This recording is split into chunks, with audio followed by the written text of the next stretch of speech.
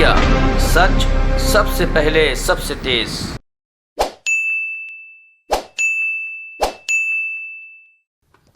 नमस्कार मित्रों, आज की इस प्रेस वार्ता में आप सभी का स्वागत है। आज भारतीय जनता पार्टी महिला मोर्चा की राष्ट्रीय पदाधिकारियों की बैठक संपन्न हुई है, कार्यकारिणी आज संपन्न हुई है और उसी के निमित्त हमारे बीच में मंच पर उपस्थित हैं माननीय सांसद और राष्ट्रीय महामंत्री महिला मोर्चा इंदु गोस्वामी जी। उनकी बाईं तरफ दीप्ति रावत जी और दाईं तरफ सुखप्रीत कौर जी। मैं इंदु गोस्वामी जी से निवेदन करती हूँ कि आप सभी को संबोधित करें। सर्वप्रथम सभी पत्रकार बंधुओं को नमस्कार। मैं राज्यसभा की सांसद भी हूँ, नई चुन के आई हूँ अभी, और अभी ऑल इंडिया जनरल सेक्रेटरी बनी हूँ। तो आपके साथ फर्स्ट इंटरेक्शन रहेगी मेरी। आज जैसे कि विदित है, हमारी राष्ट्रीय पदाधिकारियों की जो नई टीम बनी है, हमारी राष्ट्रीय अध्यक्षा बंथी श्रीनिवासन जी हैं, अभी विधायक भी हैं, और उनके सानिध्य में फर्स्ट बैठक जो हमारी पदाधिकारियों की और स्टेट प्रेसिडेंट्स की हुई है। छोटी सी बैठक थी, सिर्फ राष्ट्रीय पदाधिकारी और प्रदेश के महिला मोर्चा के सभी अध्यक्ष इसमें उपस्थित थे। इसमें 3-4 सत्रों में हमारी बैठक का समापन हुआ। इसका उद्घाटन हमारे सम्माननीय राष्ट्रीय अध्यक्ष श्री जगत प्रकाश नड्डा जी ने किया। उन्होंने महिला मोर्चा को उनकी आने वाले समय में क्या भूमिका रहेगी, महिला मोर्चा के रूप में, भारतीय जनता पार्टी के कार्यकर्ता के रूप में किस तरह से आगे के हमारे आने वाले प्रोग्राम होंगे, और किस तरह हम केंद्र सरकार की नीतियों को, जहाँ जहाँ प्रदेशों में हमारी सरकारें हैं, उनके जो कार्यक्रम हैं, नीतियाँ हैं, निर्णय हैं, और साथ में हमारे देश के प्रधानमंत्री द्वारा महिलाओं से संबंधित जो विशेष रूप से योजनाएं चलाई हैं, उनको किस तरीके से हमने आगे ग्रास रूट पे लेके जाना है, और किस तरीके से हमने भारतीय जनता पार्टी की मुख्य धारा में देश की अधिक से अधिक महिलाओं को अपनी विचारधारा के साथ जोड़ना है, उस पर राष्ट्रीय अध्यक्ष जी का मार्गदर्शन हम लोगों को मिला। दूसरा सत्र हमारा जो था राजनीतिक प्रस्ताव का सत्र था, और राजनीतिक प्रस्ताव में हमारी बहनों ने आपके पास उसका राजनीतिक प्रस्ताव की कॉपी शायद दे दी है, पहुँच मेल कर देंगे आपको। तो राजनीतिक प्रस्ताव था। तीसरा सत्र जो हमारा रहा वो हमारे ऑल इंडिया जो मीडिया प्रभारी हैं अमित मालवीय जी, उन्होंने महिलाओं को जानकारी दी कि सोशल मीडिया में और उसमें अपनी भागीदारी कैसे अधिक से अधिक पार्टिसिपेशन उसमें करनी है, ट्विटर हैंडलिंग से लेके, फेसबुक से लेके, व्हाट्सएप से लेके, और किस तरह सरकार की नीतियों का प्रचार प्रसार हम ग्रास रूट पे कर सकते हैं, उसके बारे में महिलाओं को जानकारी दी। और अंतिम सत्र जो है हमारे all India general secretary Shri Dushyant ji का था, जो हमारे सभी मोर्चों के प्रभारी भी हैं, उनसे महिलाओं के वही भूमिका को लेकर उनका मार्गदर्शन प्राप्त हुआ। हमने जो राजनीतिक प्रस्ताव था उसमें हमने देश के प्रधानमंत्री जी का साबार धन्यवाद किया, क्योंकि जब से हमारे देश के प्रधानमंत्री नरेंद्र मोदी जी ने नेतृत्व संभाला है, आज सातवां वर्ष लग पड़ा है, लगभग कंप्लीट होने को है, तो जिस तरीके से महिलाओं के क्षेत्र में उन्होंने कार्य किए हैं, मुझे नहीं लगता पिछले 70 वर्षों में देश में जो महिलाओं के क्षेत्र में कार्य किए गए हैं वो कभी हुए हों। क्योंकि अच्छा लगता है जब प्रधानमंत्री जी ये कहते हैं कि किसी भी देश या राष्ट्र का तब तक उत्थान या विकास हम नहीं कर सकते जब देश की आधी आबादी का हम लोग विकास नहीं करेंगे, उसके उत्थान के लिए हम कार्यक्रम और योजनाएं नहीं चलाएंगे। और एक और बात उनकी जो मुझे बहुत अच्छी लगती है, वो जो इन्होंने एक हर जगह कहते हैं, और उस सपने को उन्होंने लगभग साकार भी किया है कि भारत की महिला को सिर्फ विकास से नहीं जोड़ना है, विकास के लिए तो बहुत सारी योजनाएं कार्यक्रम चले हैं। महिला को निर्णय प्रक्रिया में किस तरीके से भागीदार बनाना है, उसके लिए उन्होंने काम किया है और उसके पीछे उनकी सोच है कि महिला विकास के साथ साथ नेतृत्व वाला विकास भी हो, महिला में नेतृत्व करने की क्षमता भी पैदा हो, चाहे वो ग्रामीण स्तर पर हो, चाहे शहरी स्तर पर हो, चाहे राजनीतिक स्तर पर हो, चाहे सामाजिक स्तर पर हो। और इसके लिए सिर्फ भाषण तक ही ये कार्यक्रम और योजनाएं सीमित नहीं हैं। बहुत सारे कार्यक्रम जो पहली बार चले हैं उन कार्यक्रमों से सचमुच महिलाओं को स्वावलंबी होने में बहुत अग्रणी भूमिका, स्वावलंबी करने में बहुत अग्रणी भूमिका हमारी सरकार ने निभाई है। और कार्यक्रम ऐसे चलाए गए पहली बार जिसमें बाल्यावस्था वाली बालिका के उत्थान के लिए भी, जब वो युवावस्था में होती है उस बालिका का भी ख्याल रखा गया और नारी काल का भी ख्याल रखा गया। सुकन्या समृद्धि योजना का हम अगर जिक्र यहाँ करें तो युवावस्था को ख्याल रखते हुए ये सुकन्या समृद्धि चलाई गई, ताकि जो लड़कियाँ जिनको खोख में जन्म लेते ही मार दिया जाता था, और मुझे लगता है ये जो सुकन्या समृद्धि योजना है, क्योंकि मैंने विधानसभा के इलेक्शन भी लड़ा है तो मैं ग्रास रूट में महिलाओं के साथ काम करती हूँ, ग्रामीण क्षेत्र से आती हूँ, तो मुझे मालूम है कि पहले समाज की सोच एक लड़की के पैदा होने पर कैसी थी, और अब जो ये बेटी बचाओ बेटी पढ़ाओ अभियान जो चलाया, जिसके साथ सुकन्या समृद्धि योजना को जोड़ा गया, उसने सचमुच ये सिर्फ मात्र अभियान बनकर नहीं रहा है, अब इसने समाज की जो महिलाओं के प्रति सोच थी उसको बदलने में बहुत महत्वपूर्ण भूमिका निभाई है। बहुत सारी योजनाएं हमारे प्रधानमंत्री जी ने महिला उत्थान के लिए चलाई हैं और उसके आंकड़े हमेशा आपके पास आते रहते हैं, लेकिन मैं फिर भी देना चाहूँगी क्योंकि उन आंकड़ों से पता लगता है। मानो प्रधानमंत्री आवास योजना कितनी, ये जो प्रधानमंत्री आवास योजना है, मातृवंदना योजना है, जन धन योजना है, उज्ज्वला योजना है, या फिर अटल पेंशन योजना है, मुद्रा बैंक की योजना है, सारी योजनाएं कहीं ना कहीं महिलाओं के साथ जुड़ी हुई हैं। और मेरा तो मानना है कि अगर कहीं किसी गरीब परिवार के पास अपना आवास नहीं होगा तो इसकी सबसे ज़्यादा सज़ा किसको होती है? एक महिला को होती है, क्योंकि पति तो थोड़ी देर के लिए बाहर भी चला जाएगा, अपना सामाजिक कार्य करने भी चला जाएगा, लेकिन महिला, अगर किसी महिला का मकान कच्चा है और छत से पानी टप टप गिरता है तो ये एक माँ या बेटी के रूप में या एक पत्नी के रूप में एक महिला ही जानती है कि उसको कितनी समस्याओं का सामना करना पड़ता है। वैसे ही हमारी जो उज्ज्वला योजना चलाई गई, शहरी क्षेत्रों में तो शायद पता ना चले, लेकिन जिस ग्रामीण क्षेत्र से मैं आती हूँ मैंने देखा है।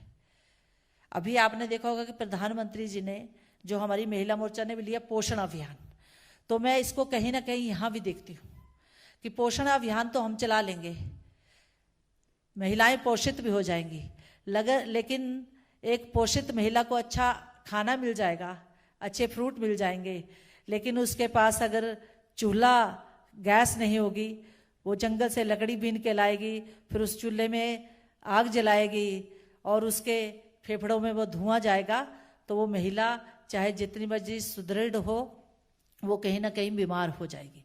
इसलिए मुझे लगता है ये योजनाएं जितनी भी चलाई हैं ये महिलाओं के विकास में एक नींव पत्थर साबित हुई, क्योंकि जिस महिला का, जो महिला खुद अगर विकसित होती है तो उस महिला का परिवार विकसित होता है। अगर महिला कहीं अपने आप को पिछड़ी महसूस करती है, जैसे आज पोषण अभियान चलाया, प्रधानमंत्री जी की एक सोच थी कि पोषण अभियान को एक ग्रास रूट तक का अभियान मनाया जाए। वो किस लिए? क्योंकि इंडिया में हर दूसरी महिला जो है वो उसमें आयरन की कमी है, पोषण की कमी है। छोटे बच्चों का तो अलग ले लो, बुजुर्ग लोगों का अलग ले लो, लेकिन भारतीय परिवेश में हर दूसरी महिला कहीं ना कहीं उसमें आयरन की कमी पाई जाती है। तो ये पोषण, जो माँ अपने परिवार को चलाती है, जिसकी दिनचर्या 5 बजे सुबह उठकर और शाम के 12 बजे तक खत्म होती है, वो अगर स्वयं पोषित नहीं होगी तो वो अपने परिवार को पोषित कैसे करेगी। अगर परिवार पोषित नहीं होगा तो समाज पोषित नहीं होगा, और समाज पोषित नहीं होगा तो वो राष्ट्र भी पोषित नहीं होगा।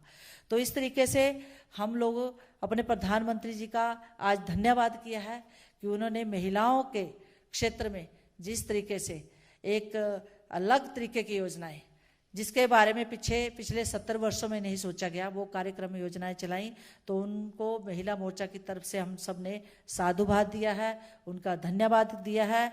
और वो जो महिला मोर्चा को जिस तरीके से वो राष्ट्रीय स्तर पर और अपने सामाजिक, राजनीतिक और आर्थिक रूप से जिस तरीके से सुदृढ़ता की ओर ले जा रहे हैं, मुझे लगता है आने वाले समय में देश की आधी आबादी निश्चित रूप से, चाहे वो सामाजिक क्षेत्र हो, चाहे राजनीतिक क्षेत्र हो, चाहे आर्थिक क्षेत्र हो, उसमें अपनी भागीदारी सुनिश्चित करते हुए समाज की मुख्य धारा में बहुत बड़ी भूमिका निभाएगी। कुछ कार्यक्रम महिला मोर्चा ने लिए हैं जो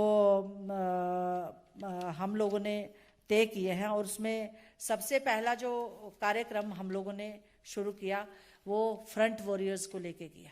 जो फ्रंट कोरोना वॉरियर्स जो महिलाएं रही हैं, क्योंकि आपको पता है इस संकट काल में अगर सबसे ज़्यादा फ्रंट वॉरियर्स के रूप में, फ्रंट लाइन वर्कर्स के रूप में, चाहे वो आशा वर्कर्स हो, आंगनबाड़ी वर्कर्स हो, चाहे नर्सिज हों, चाहे डॉक्टर्स हों, चाहे पुलिस और डिपार्टमेंट में, सब डिपार्टमेंट में काम करने वाली महिलाएं हों, और मेरा मानना है ग्रामीण क्षेत्रों में तो जहाँ हेल्थ सर्विसेज आपकी पुअर है, वहाँ पे सबसे ज़्यादा काम अगर किसी ने किया है तो आशा वर्कर्स और आंगनबाड़ी वर्कर्स ने किया है।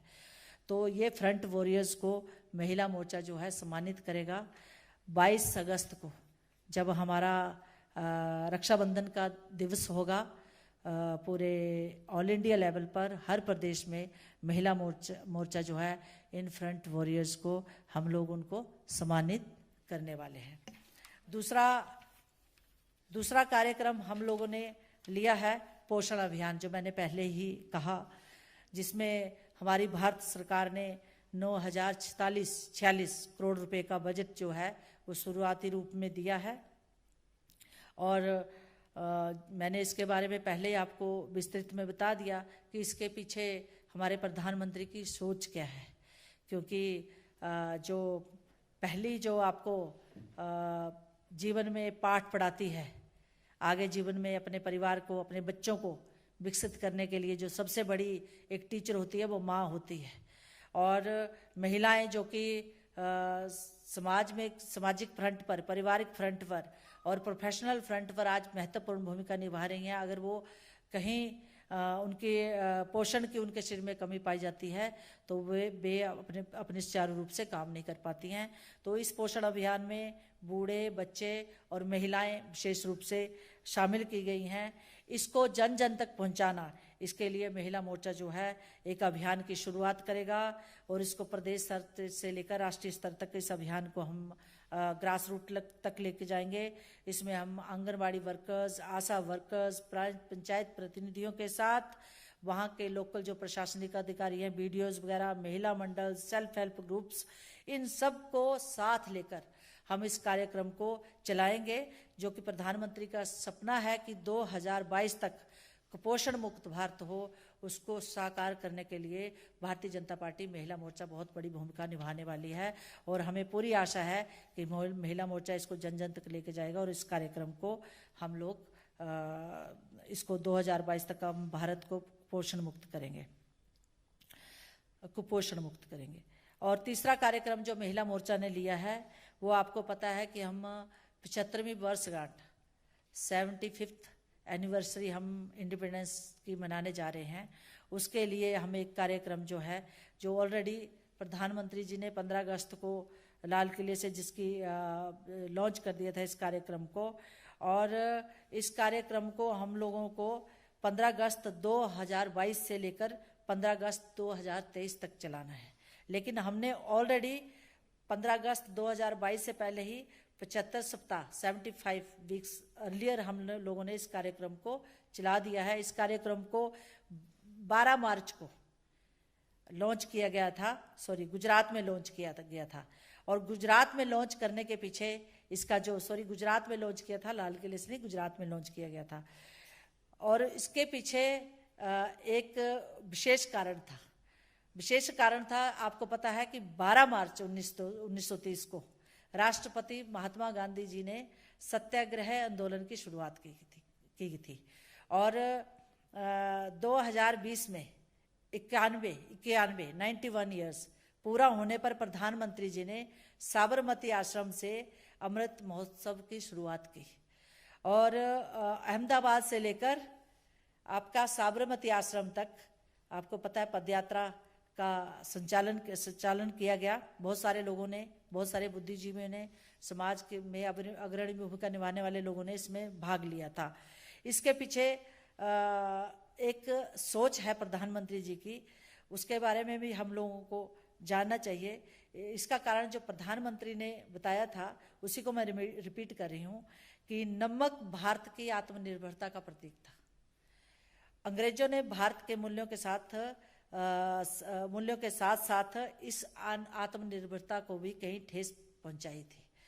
तो ये जो अमृत महोत्सव हम 12 मार्च से शुरू किया गया, इसके पीछे एक सोच है कि हमारा भारतवर्ष जो फिर आत्मनिर्भर बने, हम लोगों में नेशनल अपने राष्ट्र के प्रति जो है वो प्यार की भावना जाके हम पैट्रियोटिक हों और साथ ही साथ आत्मनिर्भर भारत का जो हमारा सपना है उसको साकार करने की दिशा में हम लोग बढ़ें। इसलिए ये महोत्सव जो है 15 अगस्त 2020 से लेकर 15 अगस्त 2023 तक चलेगा। इस महोत्सव को महिला मोर्चा भी इसमें बढ़ चढ़कर भाग लेने वाला है। प्रधानमंत्री जी का जो आत्मनिर्भर भारत का सपना है उसको साकार करने में महिला मोर्चा भी अपनी बहुत सारी महत्वपूर्ण भूमिका इसमें निभाएगा। इसमें हम लोगों ने तय किया है कि वृत्त चित्रों द्वारा और अपने देशभक्ति के गीत, डिबेट, डेक्लामेशन, इस तरीके के कार्यक्रम महिला मोर्चा करे और फ्रीडम फाइटर्स जहाँ कहीं हैं या उनसे संबंधित जो परिवार हैं उनको हम लोग सम्मानित करें इस कार्यक्रम में। और साथ ही साथ स्कूलों में भी हम लोग आने वाले समय में इन कार्यक्रमों को लेके जाएंगे, डिबेट, डेक्लामेशन, और स्कूल में बच्चों को हमारे जिन फ्रीडम फाइटर्स ने हमारे देश के लिए कुर्बानियाँ दी या देश के लिए जो अपना संघर्ष किया आज़ादी दिलाने में, ताकि बच्चे भी उनके बारे में जाने, समाज उनके बारे में जाने। तो इस तरीके का कार्यक्रम महिला मोर्चा लेने वाला है और उसको हर प्रदेश में, देश में तो करेंगे, हर प्रदेश में भी हम कोई ना कोई कार्यक्रम ले जाके। स्कूलों में थोड़ी प्रॉब्लम है, लेकिन जैसे ही जहाँ जहाँ कोरोना काल में थोड़ा माहौल ठीक होता जाएगा उसको हम लोग करेंगे।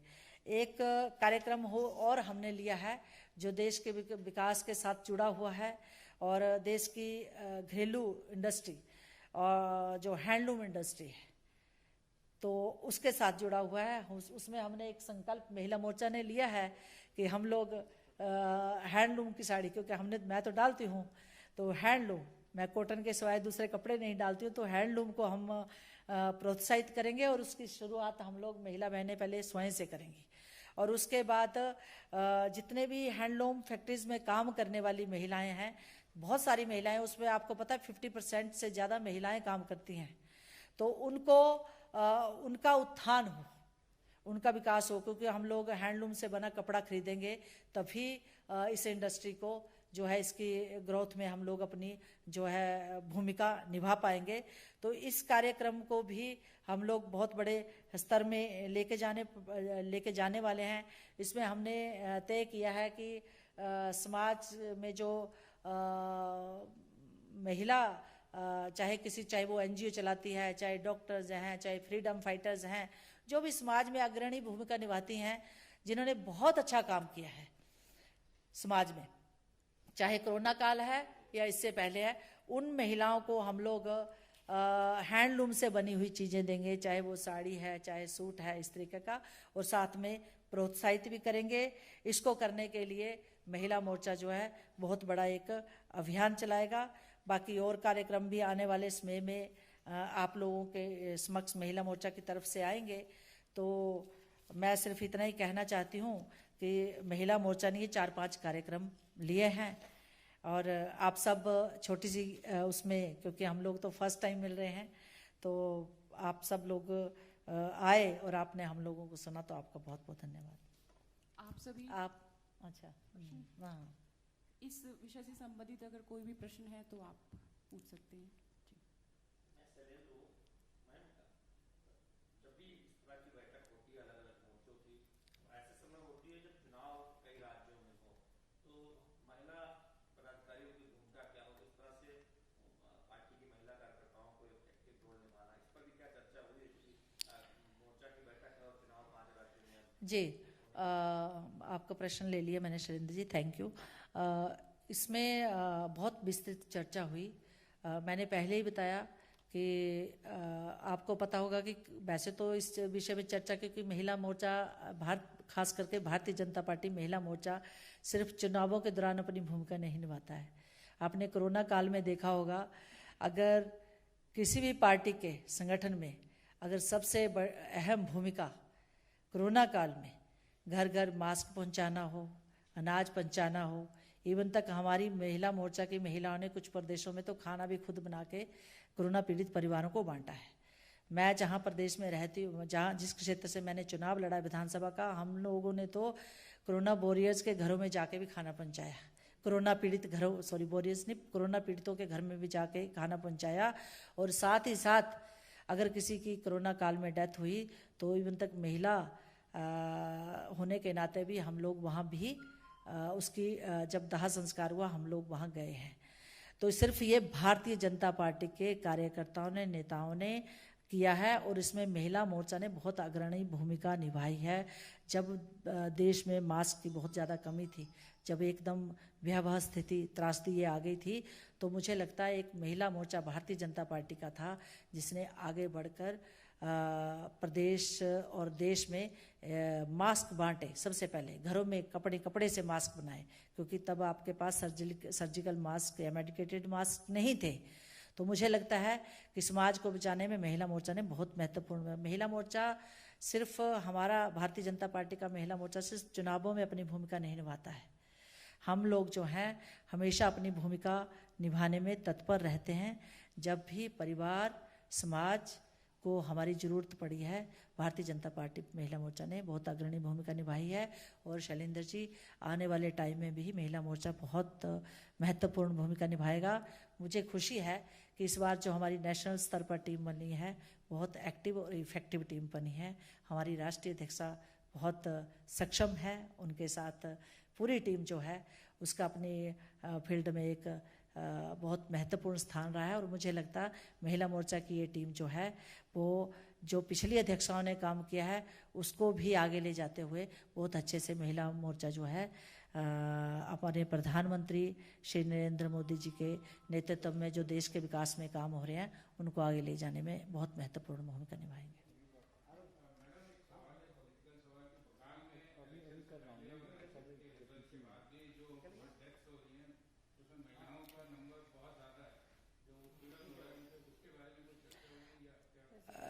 जी चर्चा हुई, रेजोल्यूशन आपके पास आ जाएगा और समस्त महिला मोर्चा की पूरी टीम ने इसकी भर्त्सना की है। और समय आने पर हम लोगों ने इससे संबंधित जो है महिला मोर्चा कुछ आंदोलन करने के हम लोग मूड में हैं। उसके लिए हम रूपरेखा भी बैठ के बनाने वाले हैं। और जिस तरीके से देखिए, ये ममता बनर्जी भी एक महिला है, उनका सौभाग्य है, खुद तो वो जीती नहीं है लेकिन उनका सौभाग्य है कि उनकी सरकार वहाँ सत्ता में आ गई। लेकिन चाहे वो किसी भी पार्टी का कार्यकर्ता हो, आप यहाँ बैठे हैं किसी भी पार्टी के हो सकते हैं, आपका मौलिक अधिकार है किसी को भी मत देना। लेकिन ये मौलिक अधिकारों का अगर किसी ने भारतीय जनता पार्टी को वोट दिया, किसी ने कांग्रेस को दिया, किसी ने ममता बनर्जी की सरकार को दिया, तो इसका मतलब ये नहीं है कि जिसने दूसरी पार्टी को चुना, क्योंकि ये मौलिक अधिकार है हर व्यक्ति का। वहाँ ममता बनर्जी और उनकी सरकार जो है मौलिक अधिकारों का हनन कर रही है। इसलिए महिला मोर्चा इसकी भर्त्सना करता है और अगर ऐसा ही चलता रहा तो महिला मोर्चा आंदोलन करने पर बाध्य होगा, ये हमारा कहना है। नहीं, अभी नहीं किया हम लोग, जो क्योंकि जनरल हमारी मीटिंग थी, उसके बाद जब हम लोग बैठेंगे पदाधिकारी अलग से, तब हम तय करेंगे इस विषय में आगे क्या करना है।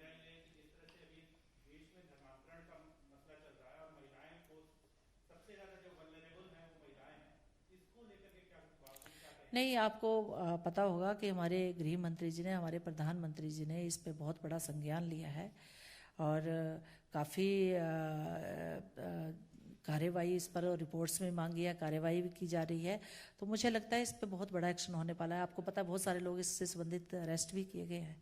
बहुत बड़ा एक तंत्र है जिसके बारे में जानकारी इकट्ठी की जा रही है और जब जानकारी इकट्ठी होगी तो मुझे लगता है इस पर एक्शन भी लिया जाएगा समय आने पर। आप सभी का बहुत बहुत बहुत बहुत धन्यवाद। नमस्कार सबको।